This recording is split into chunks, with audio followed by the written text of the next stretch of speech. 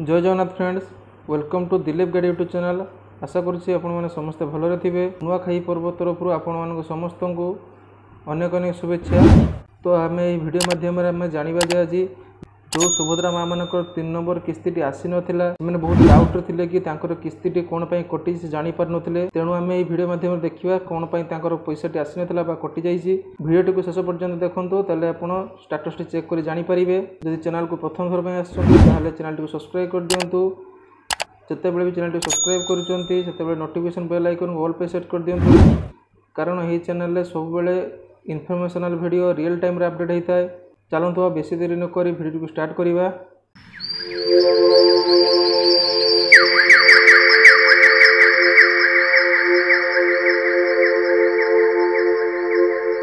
आज यही भिडियोटी बनवार मूल लक्ष्य होची जो सुभद्रा माँ मानकर पैसाटी आसी ना जापार नुले एवं आवेदन स्थिति जांच करके जानीपारे।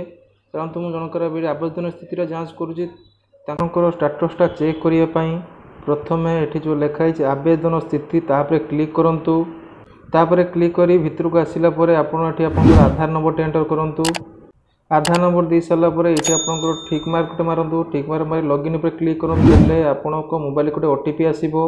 ओटीपी दे आपको लॉगिन करने पड़ो। देखो मुझे ओटीपी दे लॉगिन कली देले आपणकर पोर्टाल भितर को आसीजे।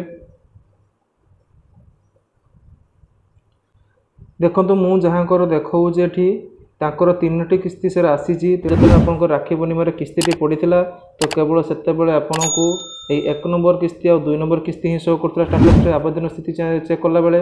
किंतु एबे देखो आज देखो एबे अपडेट हो जाए 3 नंबर किस्ती भी आप चेक करेंगे। मुझे जहाँ चेक कर 3 नंबर किस्ती आसी तेणु ये सक्सेसफुल लिखाई और बैंक अकाउंट डिटेल्स भी अच्छी कई बैंक को आसी। जेहेतु आपंकर 3 नंबर किस्ती आसी ना तो आपणकर ये सक्सेसफुल लिखाई नथिबो। के ऊपर को देखिए आपंकर जब किसी रिजेक्ट होती ये खारज कारण गुड़िक आप लिखाई ये खारज कारण कौन कौन पर आपको रिजेक्ट कराई से रिजेक्टर कारण ये लिखा जाइए। जेहेतु मो पाखे एवं कौन रिजेक्ट वाला आधार नंबर ना जो हिताधिकारी रिजेक्ट होती से आधार नंबर ना किंतु मत निहाती आपन को यही इनफर्मेशन दबार था कि आपंकर एवं आवेदन स्थिति पोर्टाल अपडेट हो जाए। मु गोटे आधार नंबर देके आप ट्रायल देखईदेली। यदि आपन को यहाँ पर गोटे फुल डिटेल्स वीडियो दरकार मत कमेंट बॉक्स में जनातु जे देले मु जहाँ कर रिजेक्ट हो 3 नंबर किस्ती आसी नथिबो तांकर आधार नंबर टी देकी चेक करी। आज जेहेतु टाइम हो गलानी तेणु मो सेंटर रे कहीं हिताधिकारी नहांती चेक करने। काली जिते बड़े मो सेंटर को कौन हिताधिकारी आसबे आधार नंबर टी मगेकी चेक करके आपको फुल वीडियो टी मुदेदेवी आपन को। आपणकर आवेदन स्थिति चेक करनी देले जना पड़ आपंकर कौन रिजेक्ट होती आपटा घरे बसी करेंगे। से मुझे आपको राति भी अपडेटा देदेली जे एबे अपडेट आसी जाइए।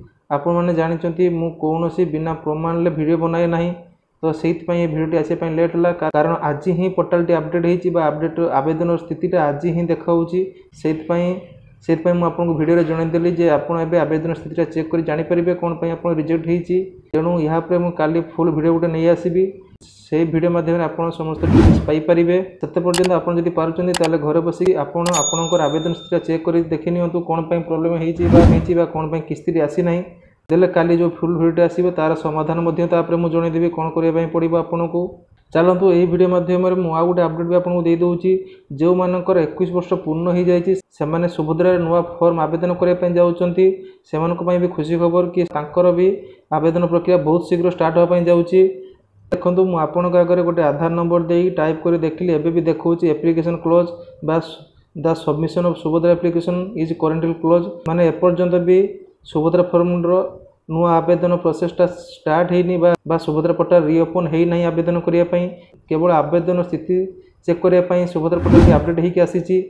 तो यहाँ भी बहुत शीघ्र अपडेट हो कि से भी नुआ आवेदन बहुत शीघ्र करेंगे। तो चैनल को आप सब्सक्राइब कर रखी था कारण जिते बड़े भी सुभद्रा फॉर्म नुआ आवेदन प्रोसेस आरंभ हो मु वीडियो माध्यम आपको जनईदेवी केबे आपन सुभद्रा फॉर्म आरंभ होची डेटा केबे आसुची।